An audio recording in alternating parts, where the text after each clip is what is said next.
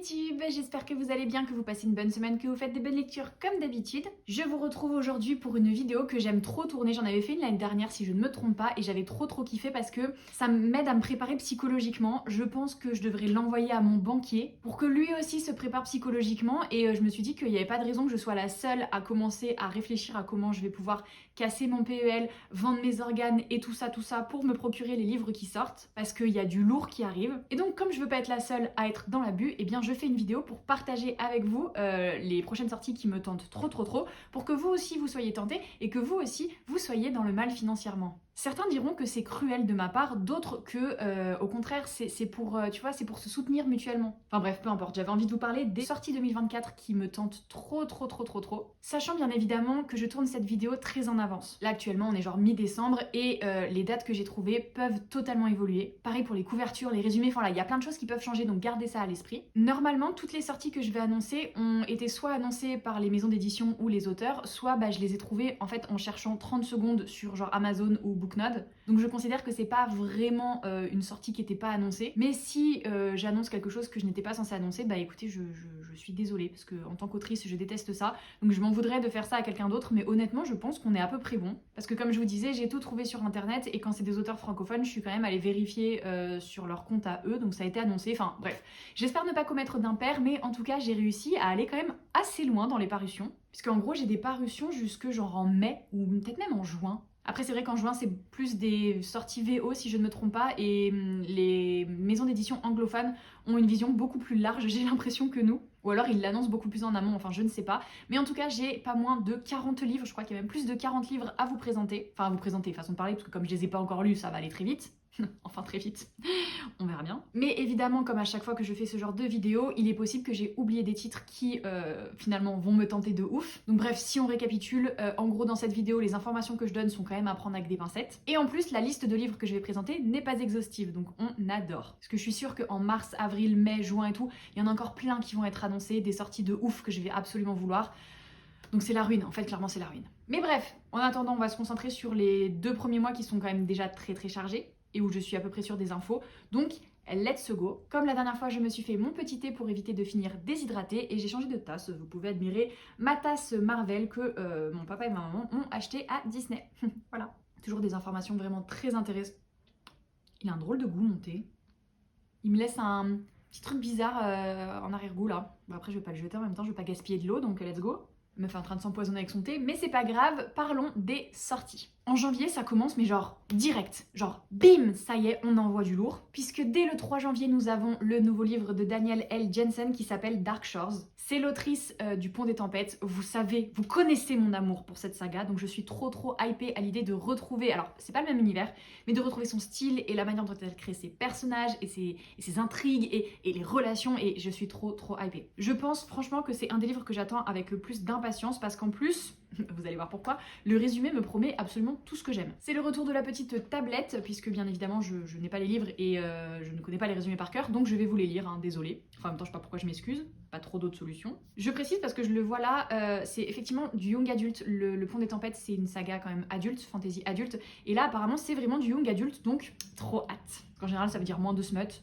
Et vous n'êtes pas sans savoir que le smut c'est pas ma partie préférée du bouquin. Donc Dark Shores, de quoi ça parle? Eh bien le résumé dit que dans un monde divisé par des dieux capricieux et des océans redoutables, seuls les marines, je ne sais pas comment on dit, sont en mesure de traverser la mer sans fin. Leur règle d'or, l'Est ne doit pas connaître l'Ouest. Terriana est une marine, son peuple est le gardien des secrets de la mer. Pour sauver sa meilleure amie d'un mariage forcé, elle brise la loi sacrée des siens et doit faire face aux conséquences dévastatrices de son choix. Marcus est le commandant d'une célèbre légion qui a permis à l'empire de Célendor, encore une fois je ne sais pas pour la prononciation. En tout cas il a permis à son empire de conquérir tous les territoires de l'Est. Les légionnaires sont ses frères mais eux-mêmes ne savent rien de la terrible vérité qu'ils dissimulent depuis l'enfance.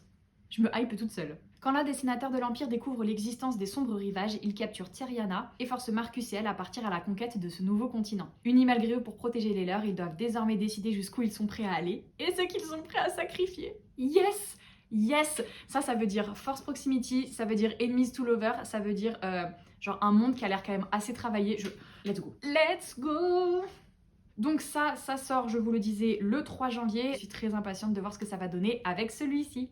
On passe au 4 janvier et on change un petit peu de genre puisque il y a un nouveau livre qui sort que lui aussi j'attends avec beaucoup trop d'impatience. Il s'agit de Un baiser maudit et en fait c'est un tome compagnon de Mon ex et autres malédictions dont je vous ai déjà parlé en long, en large et en travers sur cette chaîne puisque j'avais tellement aimé ce livre que j'avais fait une vidéo un livre en 5 minutes spécialement dessus. Je vous mettrai la vidéo dans la barre des descriptions et le petit lien quelque part par ici. Et du coup celui-ci qui sort le 4 janvier, je crois que je l'ai déjà dit. Je pense que je vais radoter dans cette vidéo, hein. Vous n'êtes pas prêts. En tout cas celui-ci s'appelle Un baiser maudit donc de Erin Sterling et ça sort aux éditions Good Mood Dealer, enfin c'est les éditions Exergue si je me trompe pas. Et on va suivre la cousine de l'héroïne du tome précédent. Et le frère du héros du roman précédent d'ailleurs, ça devient une histoire de famille cette histoire. C'est donc marqué que c'est le deuxième tome de la trilogie Witchy Romance d'Erin Sterling au programme rivalité, manigance et baiser ensorcelé. Gwyn Jones est parfaitement heureuse dans sa vie à Gravesglen. Elle a formé un nouveau coven puissant avec sa famille et elle tient une boutique de sorcellerie prospère. À l'approche d'Halloween, elle n'a qu'un seul problème, le beau mais agaçant Wells, qui est donc le frère de... Enfin, vous avez compris, je l'ai déjà dit. Quand il arrive à Gravesglen et ouvre sa propre boutique de magie juste en face de celle de Gwyn, celle-ci comprend rapidement qu'il ne sera pas facile de défendre son territoire. Surtout après un très chaud baiser échangé accidentellement à cause de la magie.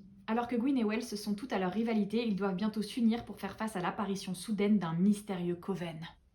Franchement, j'avais tellement kiffé le premier tome et le personnage de Gwyn était hyper intéressante parce que c'était la cousine qui était vraiment là en soutien mais qui était un personnage déjà très intéressant et attachant et drôle et qui apportait un vrai plus à l'histoire. Donc j'ai très hâte de voir ce que ça va donner. Dans le premier tome, il y avait du smut donc j'imagine qu'il y en aura aussi dans celui-ci. Écoutez, tant pis, on fera avec. Mais je suis vraiment hypée. Toujours le 4 janvier, il y a le troisième tome de la saga Ceux qui ne peuvent pas mourir de Karine Martins qui sort en librairie et là celui-ci les gars, je vais pas vous mentir, je l'attends depuis des années. J'arrive pas à me souvenir quand le tome 2 est sorti, mais je dirais un truc du style 2020 ou 2021, mais en tout cas on attend depuis beaucoup trop longtemps pour cette suite. Et je vais donc logiquement pas vous lire le résumé du tome 3, mais je vais vous parler du tome 1 puisque je ne pense pas en avoir déjà parlé sur cette chaîne, et pourtant la saga est un gros coup de cœur. C'est pas très connu, c'est une autrice française, je pense pas qu'il y ait eu beaucoup de pubs dessus. Et je pense aussi que le fait qu'il y ait autant d'écart entre la publication des livres fait que elle passe malheureusement un petit peu à la trappe. Et pourtant, mais c'est incroyable. Donc je vous lis le résumé du tome 1 et vous comprendrez très vite, je pense, pourquoi je suis à fond. 1887, Gabriel n'est pas un enquêteur ordinaire. Sa spécialité,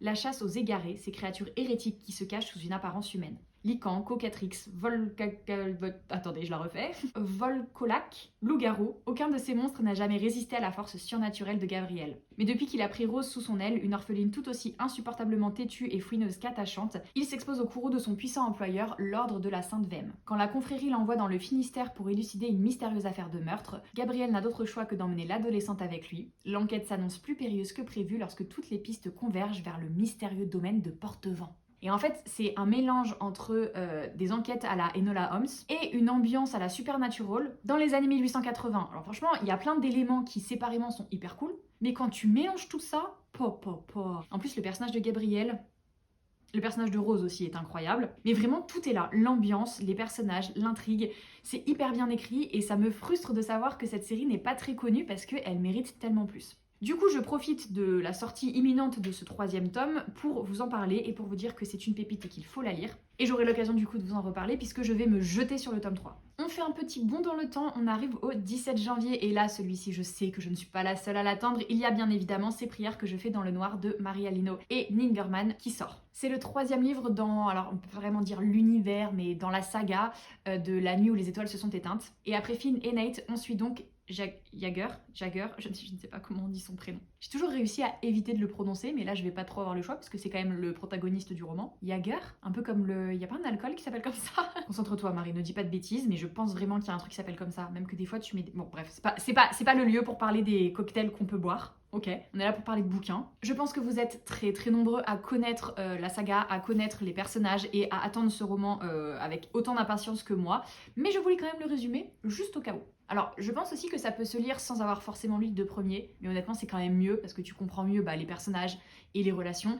Et je me demande si soit ça se passe en même temps, soit il y a un petit décalage et du coup, ça risque quand même de spoiler un peu ce qui se passe dans les autres. Ce serait dommage. Du coup, l'histoire. Pour ses amis, il est Jagger, On va l'appeler Jagger. Vous savez quoi, on va l'appeler Jagger. Je sais que c'est pas comme ça que ça se dit, mais on va l'appeler Jagger. Pour ses amis, il est Jagger, ce garçon à l'éducation stricte et traditionnelle, mais que les filles aiment retrouver en secret le temps d'une nuit. Pour sa famille, il est Thomas, ce fils jamais à la hauteur quels que soient ses efforts. Et pour June, Thomas Jagger Lynch, ouais vas-y aussi, il a un prénom lui, et ce meilleur ami d'enfance qu'elle a perdu. Après l'événement qui leur a coûté leur amitié, Jagger refuse de renouer contact avec June. Mais quand elle aura besoin de lui, saura-t-il mettre de côté sa rancune pour l'aider? Et lorsque sa propre vie volera en éclats, pourra-t-il se passer de cette fille qui a été le centre de son univers pendant pratiquement toute son existence? La petite phrase à la fin, c'est « Tu crois qu'il y a un monde dans le multiverse où on se serait choisi ?»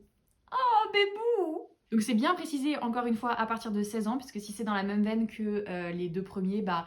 Alors il y a un peu de scène de cul, mais surtout c'est quand même des trigger warnings assez forts. Alors là je sais pas vraiment lesquels ça va être, je vous en reparlerai quand je l'aurai lu. Mais c'est vrai que c'est quand même assez sombre, mais les personnages sont extrêmement bien travaillés, une psychologie qui est creusée pour chacun d'entre eux. Et c'est tellement bien écrit, enfin voilà, les émotions puissance 20 000. Donc j'ai hâte de pleurer encore une fois tout ce que j'ai avec le nouveau roman de ces deux autrices que j'adore, mais qui me font souffrir à chaque fois.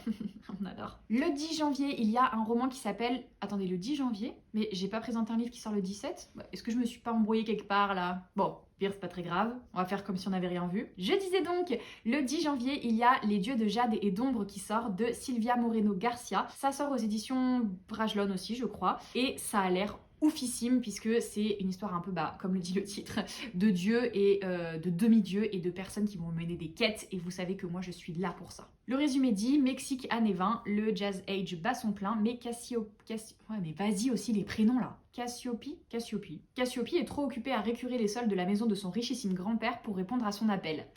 Pas cool. Elle rêve pourtant d'une vie loin de sa petite ville du sud du Mexique, une vie dont elle serait maîtresse. Cet avenir semble aussi inaccessible que les étoiles jusqu'au jour où elle découvre un mystérieux coffre en bois dans la chambre de son grand-père. C'est ainsi qu'elle libère bien malgré elle l'esprit d'un dieu de la mort maya. Un dieu qui lui demande à l'aider à récupérer le trône qui lui a été volé par son traître de frère. Un échec signifierait la mort, mais réussir permettrait à Cassiope de réaliser tous ses rêves. En compagnie de ce dieu étrangement séduisant, n'en dites pas plus. Et usant de son esprit aiguisé, Cassiope se lance dans un périple à travers son pays, des jungles du Yucatan aux lumières éblouissantes de Mexico, en passant par les noires profondeurs du monde des morts mayas. Je suis hypée, mais encore plus que la première fois que j'ai lu le résumé. Non mais vraiment, là il y a un extrait d'un avis du Library Journal qui dit « Des dialogues ciselés, let's go. Un univers à couper le souffle, let's go. Une prose lyrique, allons-y. Et une magnifique histoire d'amour qui s'épanouit peu à peu. » Mais j'ai trop hâte, La couverture est hyper belle. Au début, j'étais pas tout à fait convaincue, mais au final, je m'y fais et je la trouve hyper intrigante. Donc j'ai hâte de voir ça. Toujours le 10 janvier, il y a une sortie poche aux éditions Hugo. Donc là, bon, c'est pas non plus une nouveauté de ouf parce que je crois que ça fait déjà un moment que c'est sorti en grand format. Mais vous connaissez, moi, les romans de chez Hugo, je les préfère en poche parce que je trouve qu'ils sont trop mignons. Donc du coup, j'attends toujours la sortie poche pour les acheter. Et là, c'est une série dont les gens ont beaucoup parlé et qui a une trope en fait que j'aime de plus en plus. Enfin, j'ai lu un livre avec ça, un ou deux je crois. Et franchement, ça fait palpiter mon petit cœur. Donc, j'ai hâte. Il s'agit bien évidemment du premier tome de la saga Bodyguards de Laura S. Wilde. Alors je crois que j'ai lu déjà des livres de fantasy où il y avait une histoire avec le garde du corps, mais je pense surtout dernièrement à Twisted Twisted 8. Les titres ils se ressemblent tous, moi je suis perdue. Le truc avec la princesse et son garde du corps là dans l'univers de Twisted. Le premier c'était Love, le deuxième c'est Lies, et après c'est Game, et après c'est 8, non? Non, c'est pas ça. Le premier, c'est Twisted Love. Le deuxième, c'est Twisted Games. Le troisième, c'est Twisted 8. Et le dernier, c'est Twisted Lies. Complicado quand même, hein. Bref, j'ai lu le deuxième dans la série qui est sur l'histoire de la princesse Bridget avec son garde du corps Rhys et j'ai kiffé. Voilà, bon, c'est basico-basique, mais j'ai kiffé. Donc j'ai trop hâte de retrouver un peu le même esprit avec le mec un peu très protecteur, je vais pas vous le cacher. Et là, c'est totalement ça puisque c'est l'histoire de Lennon qui, à la suite d'une mission à risque au cours de laquelle il a frôlé la mort, il a décidé de se retirer du terrain. Il se consacre désormais à la gestion de l'Institut Westwood, l'entreprise familiale qui forme les meilleurs gardes du corps du pays. Je sens que ça va être hot. Mais lorsque son père lui demande d'assurer la protection d'une dernière cliente, il accepte à contre-cœur pour le bien de l'agence. Il ne se doute pas que sa rencontre avec Dovie Bennett va bouleverser son existence. Brillant étudiant au MIT et passionné d'astronomie, Dovie est la cible d'un corbeau dont les menaces... Dovie, corbeau... sont pas allés chercher très loin celui-là, hein. Dove, ça veut dire colombe en anglais. Et là, Dovie, corbeau, Non, peut-être c'est moi qui suis un peu dure. Et peut-être que je vois des jeux de mots là où il n'y en a pas. Bref, elle est donc la cible d'un corbeau dont les menaces se font chaque jour plus virulentes. Bien décidée à ne pas se laisser intimider, elle tente de continuer à mener une vie normale jusqu'au jour où ses parents lui imposent la présence permanente d'un colosse grincheux à ses côtés. Forcés de cohabiter, Dovie et Lennon vont devoir composer l'un avec l'autre et surtout avec l'attirance indéniable qui s'installe entre eux et qui les pousse à remettre en question leur choix de vie. Face aux obstacles qui se dressent sur leur route, à quoi seront-ils prêts à renoncer par amour? Je sais déjà que ça va être cliché et que ça va être prévisible à 1000%, mais c'est pas grave. C'est pas grave en fait. Voilà! Sachant que là, du coup, en janvier, il y a le premier tome qui sort, mais je crois qu'il y a 4 livres dans la série, et j'imagine qu'ils vont tous sortir plus ou moins les uns après les autres. Donc c'est parti, petit achat très impulsif, ça va partir là-dessus. Hein. En fait, j'aime la trope bodyguard parce que du coup, il y a le côté très protecteur, etc.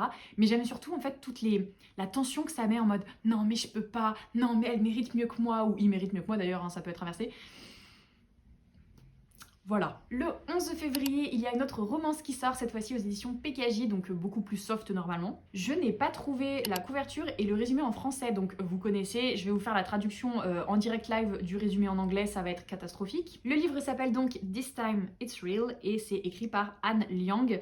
Le résumé, ça donne quelque chose du style Elisa a 16 ans.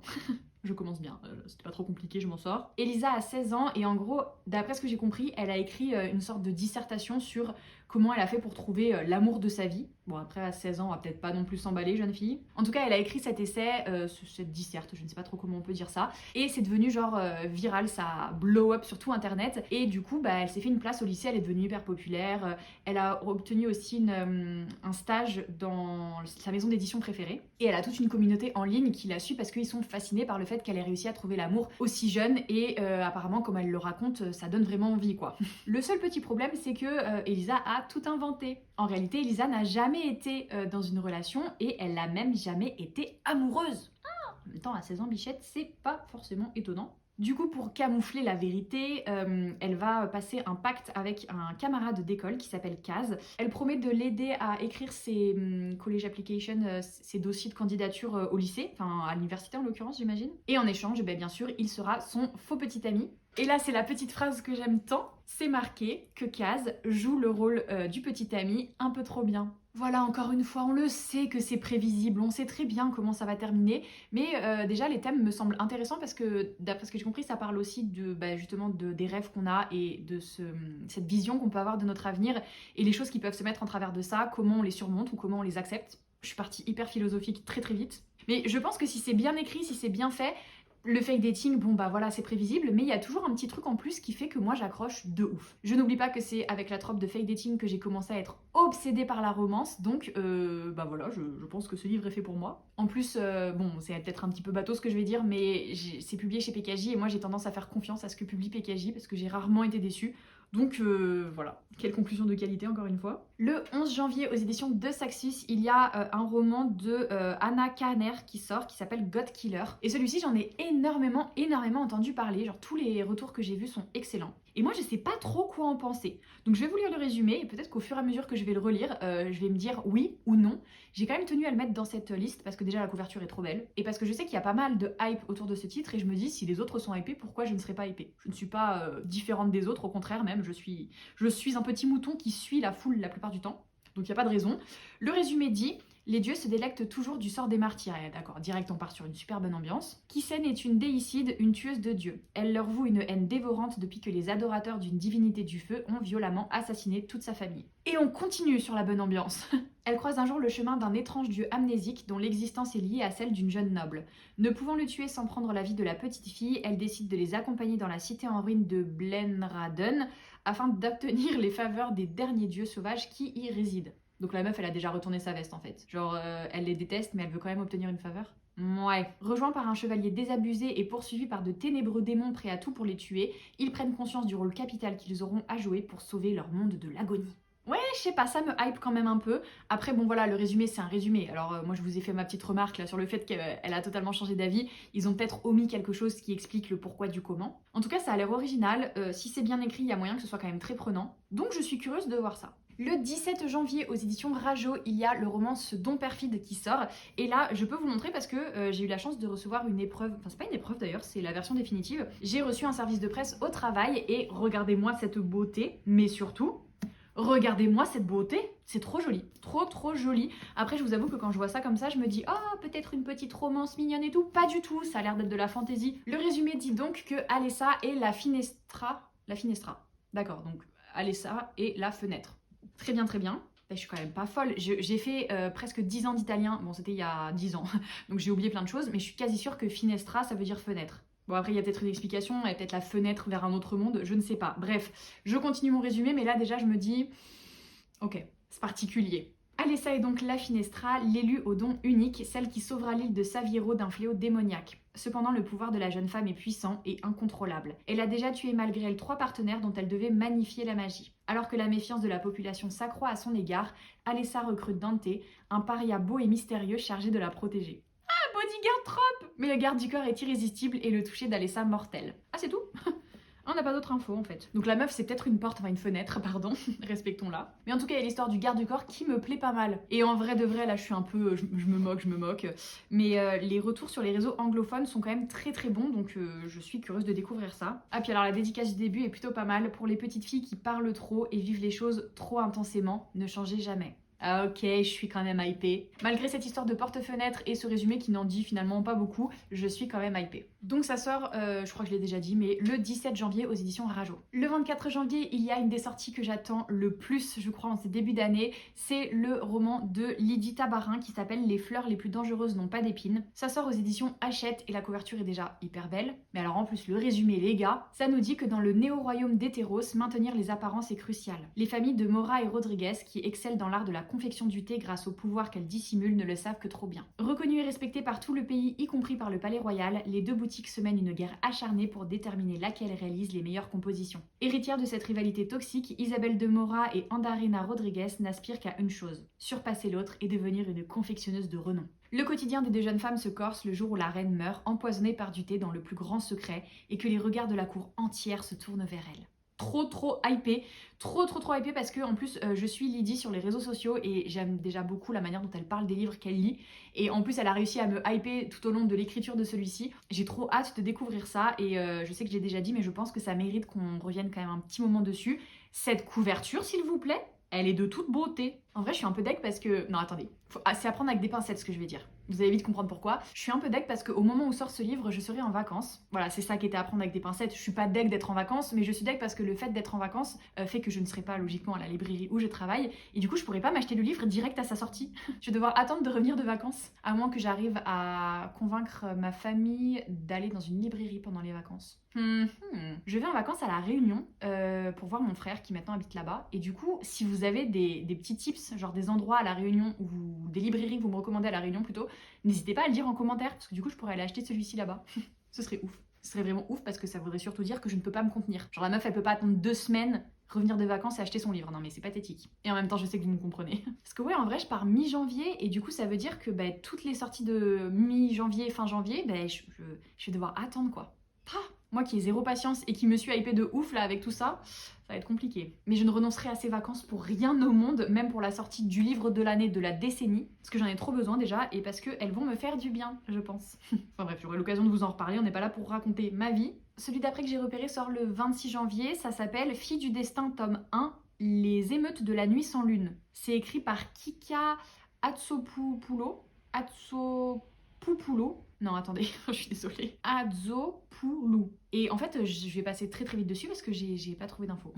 La maison d'édition, donc c'est chez La Martinière, l'a annoncé, mais j'ai pas trouvé de résumé. Et je vous avoue que j'ai eu la flemme d'aller chercher le résumé en anglais pour vous le traduire parce que je traduis toujours mal. Donc voilà, j'ai juste repéré ce livre qui a l'air sympa. La couverture est ouf. Mais j'ai pas plus d'infos à vous partager. Donc je me suis dit, peut-être ça me hype, on verra au moment de sa sortie. Enfin, du coup, on verra quand je reviendrai de vacances et que je verrai le livre en librairie. Je sais pas si c'était vraiment la peine que je vous en parle du coup, mais bon, c'est pas grave. On enchaîne, on arrive en février et le 1er février, il y a la sortie poche du roman de Marie Vareille qui s'appelle Le syndrome du spaghetti. Celui-ci, mais énorme coup de cœur. Je l'ai lu au moment de sa sortie, il y a du coup déjà des années, je crois que c'était en 2020. Et j'ai tellement kiffé les gars, j'ai pleuré, voilà, j'ai pleuré, j'ai rigolé, mais surtout j'ai pleuré et j'ai adoré. Du coup le fait qu'il sorte en poche, ça va être pour moi l'occasion de relancer la propagande et de vous dire que vous n'avez plus d'excuses pour pour ne pas lire cette pépite. C'est avec ce roman que j'ai découvert le style de Marie Vareille dont je suis maintenant extrêmement fan. Et je ne peux que vous conseiller de foncer vous procurer celui-ci. En gros, c'est l'histoire de Léa qui est sportive de haut niveau, elle est passionnée de basket et elle est déterminée à en faire sa carrière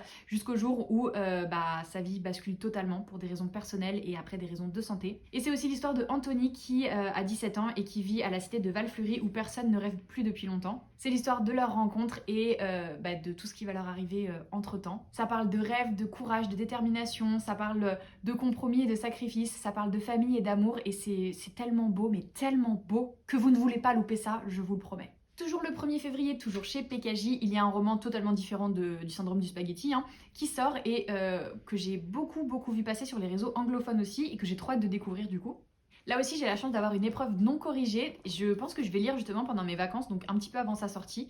Et je me suis hypée, toute seule comme une grande. Encore plus que je n'avais été hypée par les réseaux anglophones qui l'encensaient.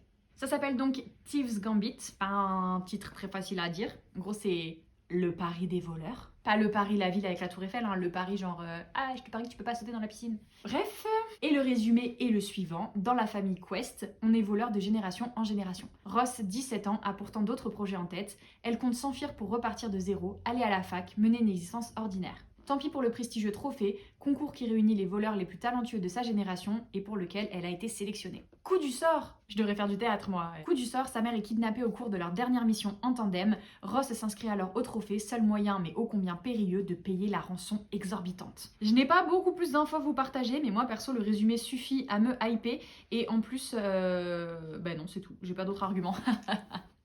Je me fatigue, je vous jure, des fois, je commence des phrases et puis après, mon cerveau, il me dit « Attends, mais tu vas où, là ?» Et moi, je lui réponds « Bah, je sais pas. » Du coup, il me dit « Bah, qu'est-ce qu'on fait ?» Je dis « Bah, on s'arrête. » Donc voilà, vous avez assisté à un de ces moments particuliers d'échange entre moi et mon cerveau. Enfin, mon cerveau et moi, d'ailleurs, parce que c'est pas poli de se mettre avant les autres. Même si c'est ton cerveau. Non, mais là, ça suffit, Marie, on enchaîne. Toujours le 1er février, normalement, il y a un roman de Abid Khorram qui sort. Abid Khorram, c'est l'auteur de Darius le Grand ne va pas bien, une duologie que j'avais beaucoup aimé, qui est très touchante et très belle. Et là, j'avais repéré cette sortie du coup en français de son roman qui s'appelle Kiss and Tell. Et en fait, je crois que la date a été pas mal repoussée. Et là, je vais pas vous mentir, j'ai trouvé une date sur internet, mais j'ai pas trouvé de couverture et j'ai pas trouvé de résumé. Donc je sais pas si ça va vraiment sortir début février, mais en tout cas, c'est une date que j'ai trouvée sur internet. Donc voilà, j'espère que ça sortira à ce moment-là. En tout cas, moi, j'ai trop hâte de le lire. Et vu que j'ai pas trouvé de résumé en français, je vais vous traduire le résumé anglais en direct live encore une fois. Accrochez-vous. Donc ça parle de Hunter qui ne s'est jamais attendu à être boy band star. Mais si, il en est une maintenant. Avec son groupe Kiss and Tell, ils sont en train de faire leur premier gros tour en Amérique du Nord, aux États-Unis et au Canada. Et évidemment, il y a la presse et les paparazzis et tous les petits potins qui les suivent H24. Hunter, lui, c'est le seul membre gay du groupe. Et en plus, il vient d'avoir une rupture très brutale et très douloureuse avec son premier petit ami. On parle apparemment de sextos qui ont leaké, non, qui ont fuité. Je sais pas pourquoi j'essaie de faire du franglais comme ça. Une rupture en public, enfin bref, la totale. Et maintenant, tout le monde s'attend à ce qu'il joue le rôle de la personne queer par excellence, le modèle pour les adolescents, quoi. Mais Hunter, il est pas tout à fait sûr que c'est un rôle qui lui conviendrait. Et il est même pas tout à fait sûr de ce que ça signifie. Est-ce que ça inclut une relation amoureuse avec Kayvan, qui est le bassiste... Non, le drummer. Batterie, le batteur. Je sais pas pourquoi je vais chercher compliqué, qui est le batteur du groupe qui ouvre leur concert. Ça, il l'espère, mais en vrai, quand le label va découvrir leur relation, ça va partir en cacahuète. Le résumé n'est pas sans me rappeler Si ça s'apprend de Sophie Gonzalez, qui était sortie en début d'année ou milieu d'année, je sais plus, chez PKJ. Ça m'envoie des vibes One Direction pour le côté boys band, mais avec en plus un petit peu de queer saupoudré sur tout ça. Et ce qui s'annonce comme une très belle histoire, donc franchement, j'ai hâte. Toujours le 1er février parce qu'apparemment les maisons d'audition se sont dit on va les mettre en découvert bancaire dès le premier jour du mois. Il y a le nouveau roman de Chris qui sort, donc qui est écrit sous le pseudo Ada Vivalda. Ça s'appelle Porcelaine sur ruine et ça sort aux éditions Olympe. C'est une romantaisie pour laquelle je suis déjà beaucoup trop hypée puisque je suis l'autrice sur les réseaux sociaux et elle en parle trop bien. Le résumé c'est... Parce qu'elle a accordé trop de vœux aux humains, Alba a été bannie sur Terre par les génies. Après une longue errance à travers les siècles, elle a enfin trouvé un refuge et une famille sur l'archipel paisible d'Hibernia. Les habitants de ce qui fut jadis l'Irlande voient désormais en elle Lady Whitmore, la dame aux yeux sombres, gardienne de ces derniers morceaux de terre verdoyante que la mer grignote chaque jour un peu plus. Mais l'abondance qui règne sur Hibernia commence à susciter la convoitise de Cymru, l'archipel voisin, puissant et surpeuplé. Le conseil de Cymru envoie alors chez Lady Whitmore un émissaire aussi détestable que séduisant. On pourrait s'arrêter là, vous avez compris pourquoi le livre me tente, mais je vais quand même continuer. L'Ethan Alcor, tout juste élu conseiller, il a une mission cruciale, percer le secret de la richesse d'Hibernia, et pour y parvenir, il est prêt à user de ses stratagèmes les plus redoutables contre Alba. La cohabitation risque d'être orageuse. C'est pas moi qui le dis, hein, c'est dans le résumé, mais je suis 100% d'accord. Pareil, là d'après ce que j'ai compris et ce que j'ai vu sur le compte de l'autrice, on va avoir droit à une super belle édition. J'ai hâte. J'ai très hâte. En vrai, je me dis, c'est peut-être pas plus mal si je ne vais pas en librairie pendant mes vacances parce que ça me fera une raison de retourner au travail, acheter tous les livres que j'ai loupés. Rip mon banquier.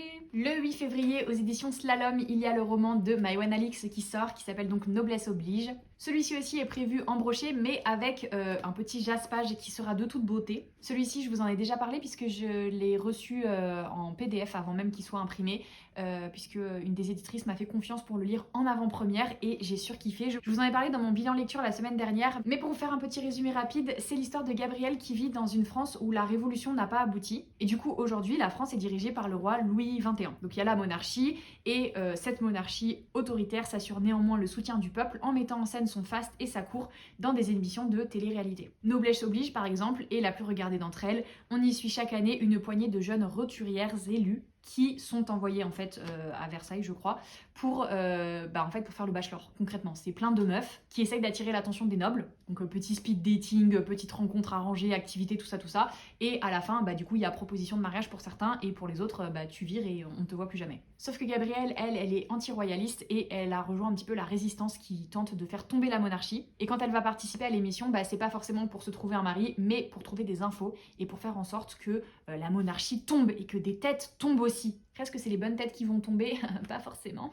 J'ai surkiffé, c'était hyper original. Attention, c'est beaucoup plus sombre qu'il n'y paraît, mais franchement, pépite. J'aurai encore une fois l'occasion de vous en reparler, mais j'espère que vous êtes autant hypés que moi pour cette sortie, parce qu'elle mérite d'être mise sur le devant de la scène. Toujours le 1er février, cette fois-ci en anglais, il y a le nouveau roman de Ali Hazelwood qui sort. Vous connaissez mon amour pour cette autrice. Là, en plus, c'est son premier roman de fantasy. Enfin, je pense que c'est de la romantaisie parce que je la vois mal ne pas écrire une histoire d'amour. Elle le fait si bien que ce serait criminel. Mais ça a l'air vraiment cool. La couverture est ouf. Et le résumé nous dit que Misery Lark est la seule fille du vampire le plus puissant du conseil de je ne sais où. Mais elle est aussi mise de côté. Genre, je pense qu'elle est exilée. Sauf que là, elle est rappelée auprès de sa communauté parce qu'il y a un sorte de conseil, une rencontre pour faire une alliance en fait entre les vampires et leurs ennemis mortels qui sont les loups-garous, logiquement. Ah, et là, on a donc affaire à un petit mariage de convenance entre Misery, qui représente les vampires, et comment il s'appelle, Love Morland, qui lui est l'alpha des loups-garous. Et évidemment, il ne lui fait pas confiance, et il a bien raison, puisque Misery a ses propres raisons d'accepter ce mariage. Et c'est marqué des raisons qui n'ont absolument rien à voir avec la politique ou les alliances, mais tout à voir avec la seule chose qui lui tient à cœur. Et c'est marqué qu'elle est prête à tout pour récupérer ce qui est à elle, même si ça veut dire être seule dans le territoire des loups-garous avec les loups. Voilà, j'en sais pas plus, mais honnêtement, le résumé, j'aurais même pu ne pas le lire. J'aurais acheté direct parce que c'est Ali Hazelwood et que je vénère cette femme. Voilà. Le 7 février, c'est la date de sortie officielle que j'ai trouvée, mais il y avait une campagne Ulule qui était en cours, donc je ne sais pas si on pourra se le procurer, même si on n'a pas participé à la campagne. En tout cas, moi j'ai participé et j'attends mon exemplaire comme le Messie. Il y a bien évidemment Le Chant des voiles de Tiffs qui sort. Je l'avais lu il y a très longtemps et je pense que depuis le texte a été un peu retravaillé. En gros, c'est l'histoire de Luca qui a toujours rêvé de l'océan, vivre libre et loin de la misère dans laquelle elle a grandi l'obsède. Peu importe qu'elle soit une femme, sa détermination est sans limite et elle compte bien prendre la mer. Quand le capitaine de l'Endeavour l'intègre à son équipage, en dépit des convenances, Luca semble toucher son rêve du doigt. Mais passé l'euphorie du départ, la vie à bord se révèle impitoyable. Sous les ordres de l'intransigeant et mystérieux maître coq Axel, Luca cherche à trouver sa place malgré le sexisme et la superstition légendaire des marins, alors que les véritables raisons de sa présence sur le navire lui échappent encore. Bien déterminée à percer le secret de leur expédition, la jeune mousse découvre rapidement que sur l'Endeavour, rien n'est ce qu'il paraît être. J'avais trop kiffé l'ambiance, j'avais trop kiffé l'univers et les personnages, le côté vraiment marin, pirate, moi vous savez j'adore ça. En plus c'était assez original et très très bien écrit comme toujours avec Tiffs, donc hâte de découvrir ça. Et là encore, puisque la campagne Ulule a extrêmement bien fonctionné, on a droit à des contreparties de malade, le livre va être sublime. Donc j'ai hâte. Là, accrochez-vous parce qu'on arrive dans une lancée romance. Et il y en a beaucoup qui sortent aussi le 7. Donc le 7 février, on a d'abord Drive Me Insane de Alfred Anoui, qui est d'après ce que j'ai compris une histoire un peu fake dating dans le monde de la Formule 1. Alors moi la Formule 1 j'y connais que dalle, mais si je peux penser à Charles Leclerc quand je lis le livre, je pense que ça va le faire. Voilà, j'assume, c'est dit. En plus c'est Alfred Anoui et je suis très très fan de cette autrice, donc let's go. Toujours le 7 février, il y a le premier tome de Magnolia Parks qui sort et je connaissais pas du tout la saga, mais j'en vois depuis quelque temps beaucoup de bons retours sur les réseaux anglophones et ça me hype pas mal. Et le résumé c'est: elle est belle, riche, égocentrique, légèrement névrosée et elle appartient aux hautes sphères de la société londonienne. Il est le bad boy dont tous les paparazzis de Grande-Bretagne s'arrachent la photo et il lui a brisé le cœur. Pourtant Magnolia Parks et B.G. Valentine, ouais vas-y les noms franchement je veux un peu plus moins. En tout cas les deux sont faits l'un pour l'autre, tout le monde le sait. Elle sort avec d'autres personnes pour le tenir à distance, il couche avec d'autres filles pour se venger, malgré leurs vaines tentatives pour tourner la page, ils finissent toujours dans les bras l'un de l'autre. Mais ce cercle vicieux laisse des traces indélébiles sur leur existence, alors que des secrets commencent à refaire surface, ils doivent confronter la question fatidique qu'ils ont évité toute leur vie: combien d'amour a-t-on dans une seule vie? De base, le résumé, bon, je le trouve sympa mais sans plus, mais je vois tellement de retours excellents dessus que je me dis, il faut tenter. Et autre livre qui sort le 7 février, c'est bien évidemment du coup la suite de la série Twisted. Donc le troisième qui s'appelle Twisted 8, rappelez-vous on a fait le point tout à l'heure. Cette fois-ci on va suivre Josh qui est le frère de Ava, donc l'héroïne du premier tome, et Jules qui est la meilleure amie de Ava. Je vous en dis pas plus parce que en vrai, on n'a pas besoin d'en savoir beaucoup plus. Moi je vais lire parce que j'ai beaucoup aimé les 2 premiers tomes, même si c'était cliché et limite cringe au possible. Mais je ne sais pas pourquoi je suis accro, donc je vais continuer. Toujours le 7 février, mais dans un style totalement différent, il y a le nouveau roman de Ludivine Irola qui sort, ça s'appelle Les Sœurs Wickwood. La couverture est sublime. Au moment où je tourne cette vidéo, je vais l'attaquer. Genre ce soir j'attaque ce livre et je suis méga hypée parce que ça a l'air ouf. C'est marqué: une voleuse en colère, une fantôme romantique des sœurs maudites. Medora et Allegra Wickwood sont les dernières descendantes d'une grande lignée d'occultistes royaux, un titre autrefois gage de noblesse et de grandeur. Mais à présent, la magie est bannie du royaume et il ne reste plus rien du savoir des Wickwood. Alors quand le roi ordonne aux 2 sœurs de retrouver une prophétie perdue, elles y voient l'espoir de regagner le prestige de leurs ancêtres. Accompagnées d'un paysan amoureux et d'un garde mutique, elles s'engagent dans une aventure périlleuse qui les confrontera à un terrible secret de famille. L'autre roman de Ludivine que j'ai lu, c'était donc Amour, poulet, sauce moutarde, je sais plus dans quel sens c'était les mots du titre, je suis désolée. C'était une romance très mignonne que j'avais beaucoup aimée et là tu rajoutes petit côté fantasy, je dis oui. Si vous avez l'impression que j'ai accéléré le rythme, vous ne vous trompez pas, c'est parce que j'ai l'impression que ça fait déjà 20 ans que je tourne, donc on enchaîne.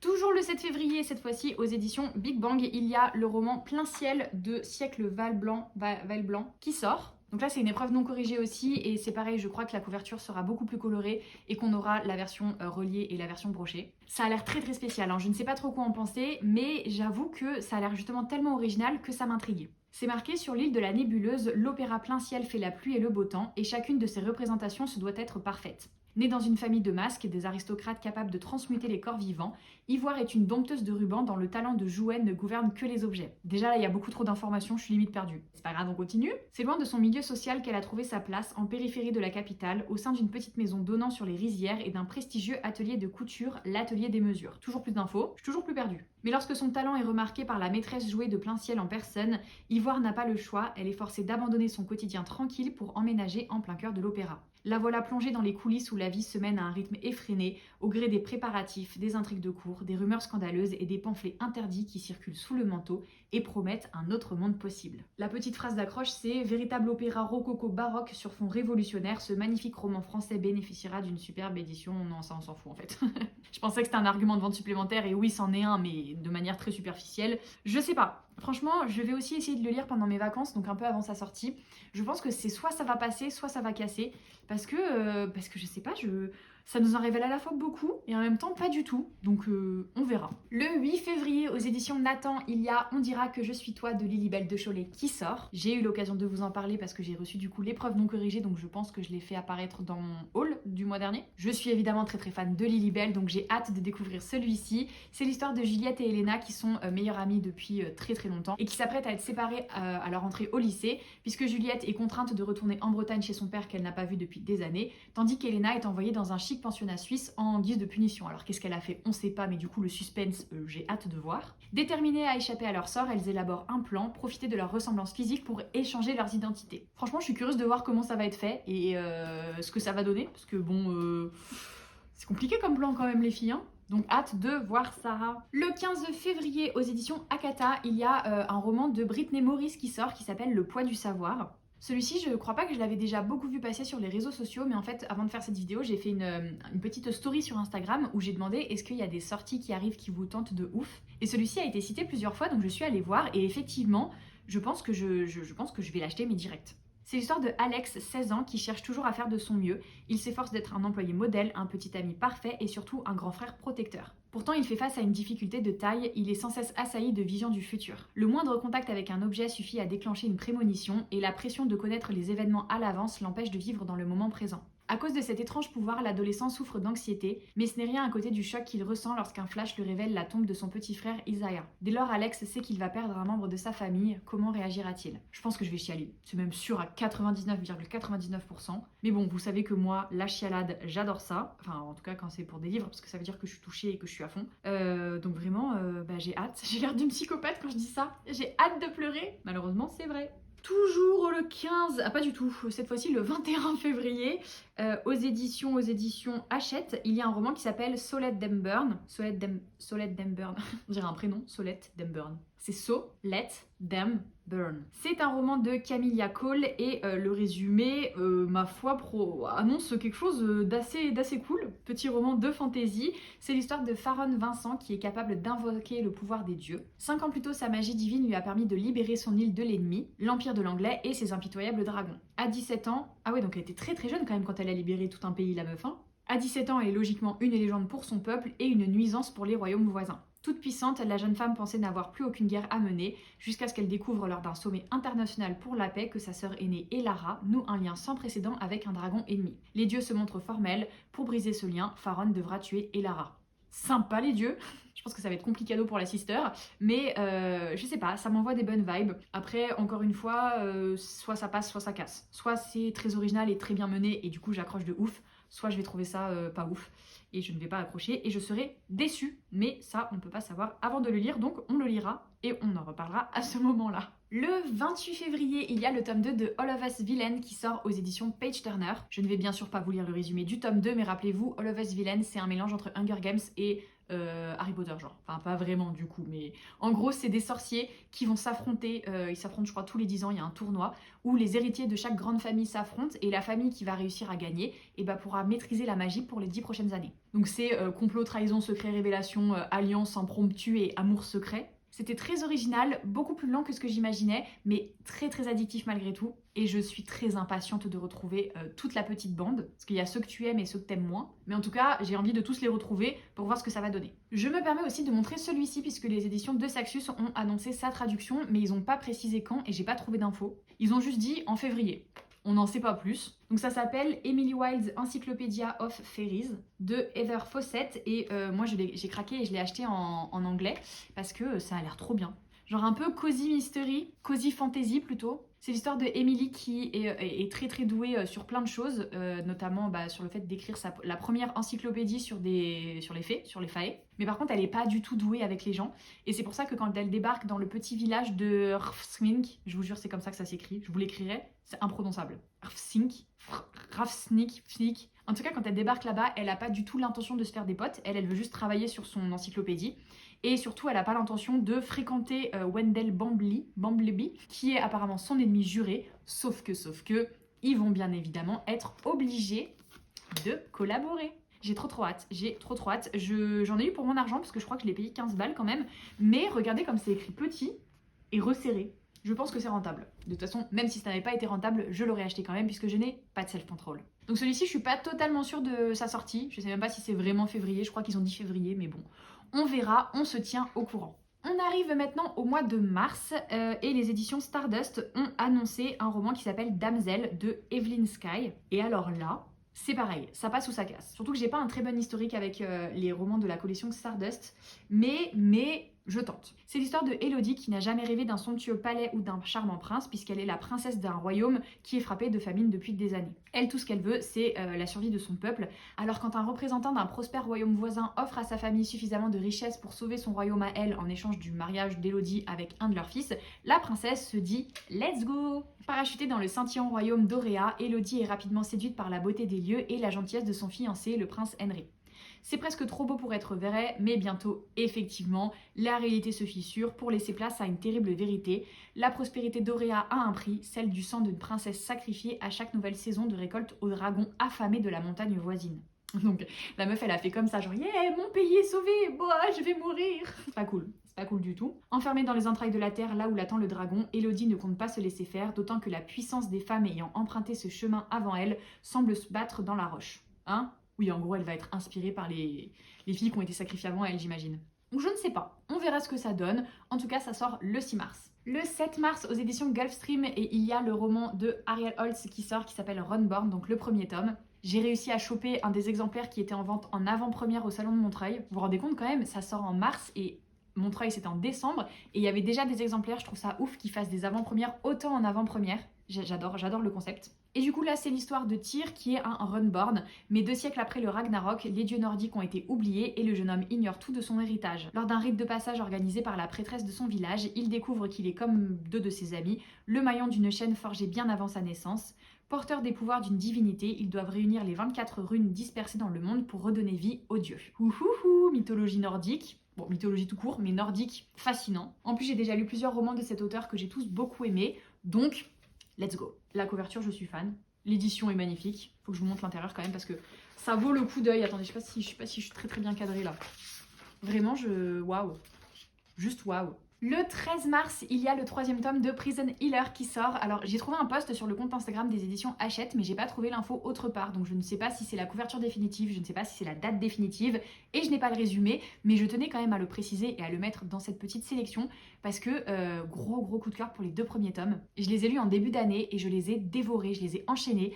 J'étais obsédée, vraiment, j'ai kiffé. Je me suis rendu compte à la lecture que c'était un peu cliché, il y a des choses qui sont prévisibles, des choses un peu agaçantes, mais c'est pas grave, j'étais à fond et j'ai trop hâte de retrouver ce sentiment dans le 3e qui est, je crois, en plus le dernier tome de la saga. Le 13 mars aussi, il y a le 3e tome de la saga Le Pont des Tempêtes qui sort, ça s'appelle L'Héritier Insoumis. Je n'ai pas trouvé beaucoup plus d'informations, j'ai pas de couverture parce que je pense qu'ils vont faire un cover reveal.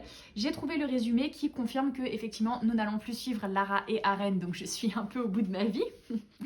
Mais c'est pas grave, on fait contre mauvaise fortune bon cœur. En vrai, c'est l'histoire de Zara et de comment il s'appelle le pélo. Bon, je me souviens plus du nom du mec, et il est pas noté en plus. Tiens, c'est bizarre ça. Mais en gros, c'est l'histoire d'un personnage qui était introduit dans le 2e tome du Pont des Tempêtes, et donc c'est un petit peu une romance interdite avec toujours ces histoires de politique dans un univers qui est très intéressant. J'ai quand même bon espoir qu'on aperçoive un petit peu de Lara et Aren, et vraiment j'ai trop hâte. J'ai trop hâte de retrouver la plume de cette autrice. Ça veut dire qu'en plus je vais la lire 2 fois cette année avec du coup Dark Shores et celui-ci. J'ai trop hâte. Autre sortie extrêmement importante en mars, j'arrive même pas à le dire sérieusement. Le 28 mars, il y a le nouveau tome de la Carte des Confins qui sort. Je vous mets la couverture au cas où vous l'auriez loupé. C'est un vrai tome 3 à la saga et ça se passe du coup des années après la fin du tome 2 de la Carte des Confins. Et on va suivre les héritiers de la Valonne. Les enfants de Blake et Callie qui à leur tour vont se retrouver dans la mouise jusqu'au cou et ils vont aussi pas mal souffrir. Il y a toujours autant de magie, d'aventure, de sarcasme et de romance. C'est écrit par Marie Riplin, votre serviteur. Voilà, c'est tout. Je voulais en parler parce que je me suis dit que c'était l'occasion de faire ma petite pub. Donc c'était l'instant auto-promotion. Voilà, on enchaîne. Mais sachez que je suis très hypée pour cette sortie, même si évidemment c'est pour des raisons un petit peu différentes que celles que j'ai citées avant. On arrive en avril et le 3 avril, il y a du coup le 4e, c'est Marie suit un peu, le 4e tome de la série Twisted qui sort et c'est cette fois-ci Twisted Lies. Ça sort aux éditions Hugo. Et pour en avoir parlé à des personnes, notamment une collègue de travail qui a lu la saga en VO, elle m'a dit que le 4e était son préféré et que le 4e mec était son préféré aussi. Donc moi, évidemment, j'ai hâte de voir ça. Autre sortie d'avril qui me tente de ouf, mais là j'ai trouvé vraiment aucune info, genre j'ai pas de résumé et j'ai une date, je pense, très approximative. Ça s'appelle Méfiez-vous des Gémeaux, ça sort aux éditions Nathan et je crois que c'est très apprécié sur les réseaux anglophones. Voilà, c'est tout. Je peux pas vous en dire plus parce que j'ai même pas le résumé, mais un petit peu histoire d'astrologie, c'est une romance sur fond d'astrologie, donc let's go. Oui, là du coup je vais aller beaucoup plus vite parce qu'en vrai c'est dans tellement longtemps qu'on a quasiment pas d'infos. Enfin, je vous dis ça, mais du coup, les prochains, en fait, c'est des livres en VO, donc on a des infos. Le 9 avril, il y a le nouveau roman de Leigh Bardugo qui sort, ça s'appelle De Familiar.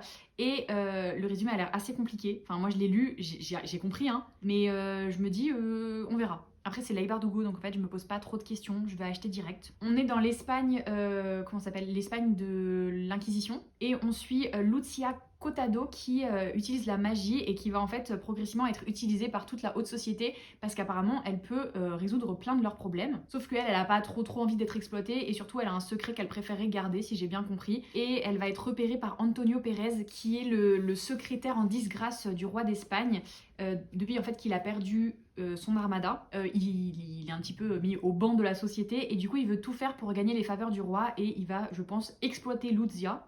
Et après, il y a un truc à la fin qui nous parle de Guylaine Santegel, mais je peux pas vous en dire plus parce que je pense que j'ai pas tout compris. Il y a un mot que je comprends pas dans la phrase en fait. Voilà, je vous le cache pas, hein, je suis pas bilingue.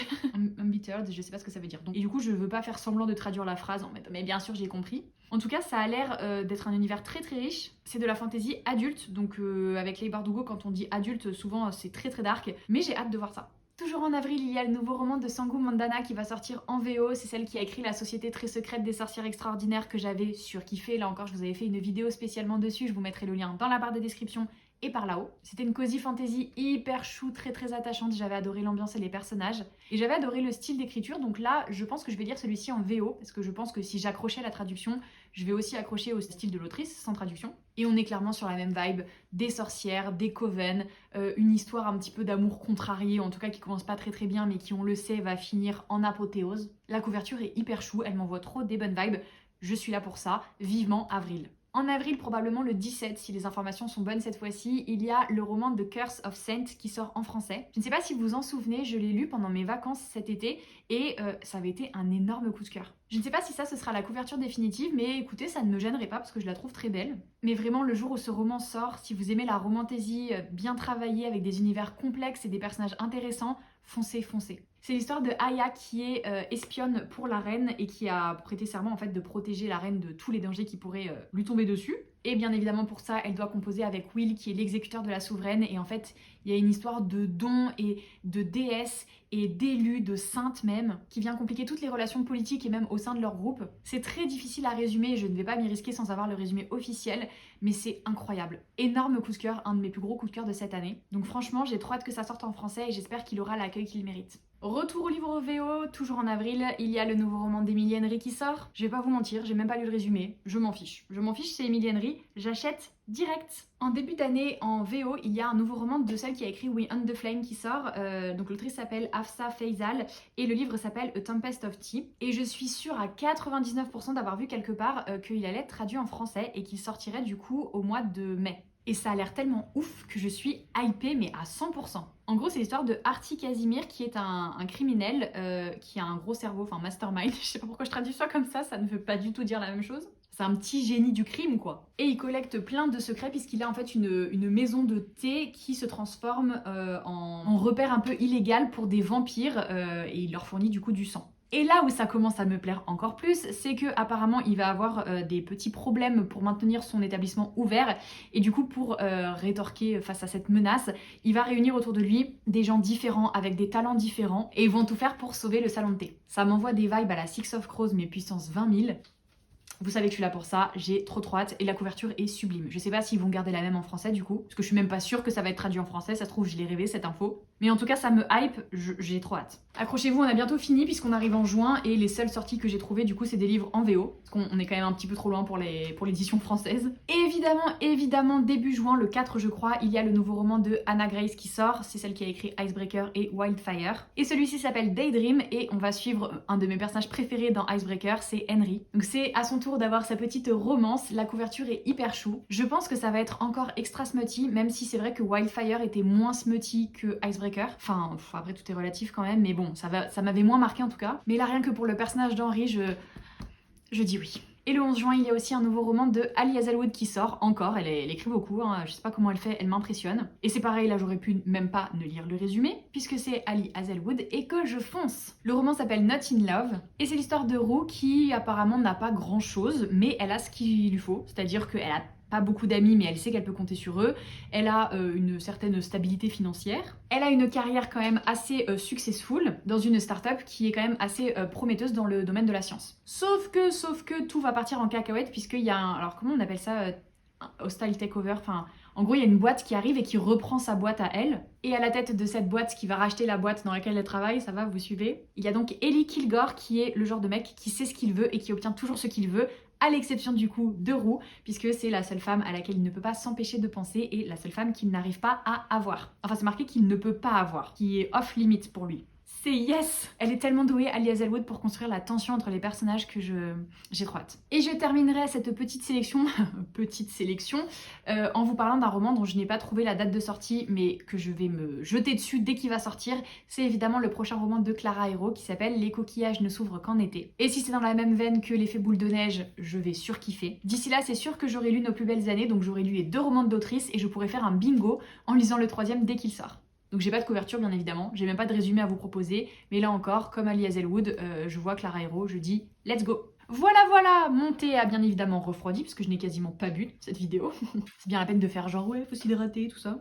Mais en tout cas, voilà une partie des romans que je sais déjà que je vais m'acheter pour cette année 2024. Ça va être la ruine les gars, mais c'est abusé. Comme je vous disais en début de vidéo, c'est possible que j'en ai oublié. Si vous en avez repéré d'autres, n'hésitez pas à me mettre un petit commentaire pour me dire les titres que vous avez vus et pourquoi ils vous tentent, ou ce que vous attendez même un petit peu plus tard dans l'année, ou ce que vous aimeriez voir plus tard dans l'année. N'hésitez pas aussi à me dire si un des romans dont j'ai parlé vous tente, si vous allez craquer pour l'un d'entre eux, bref, à me faire un petit retour là-dessus. Si vous êtes trop timide pour commenter, n'hésitez pas à mettre un petit emoji avec, vous savez, les billets qui s'envolent là, pour symboliser le PLS de notre compte en banque. Ou si vous n'avez pas l'emoji, vous pouvez juste écrire « ruine ». Comme ce qui va nous arriver. Comme toujours, j'espère que la vidéo vous a plu. Si c'est le cas, un petit commentaire. N'hésitez pas à vous abonner, à activer les notifications et à liker la vidéo. Ça me fait toujours trop plaisir quand vous le faites. Et sur ce, je vous laisse tranquille. Je vous fais des bisous et je vous dis à très vite pour une prochaine vidéo. Bye!